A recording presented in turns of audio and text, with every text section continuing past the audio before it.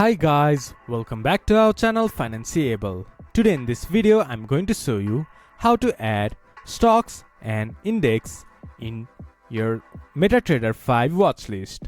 To do so, follow some simple steps with me. First of all, open your MetaTrader 5 application, then this type of interface will appear in your screen once you have logged into your account. There, from the top menu bar, click to File. Then hover your mouse to New Charts. There you can see Forex Metal Indexes. You can add any one you like. Then it will be added to your watch list. This is how you can add stocks and index in your MetaTrader 5 watch list.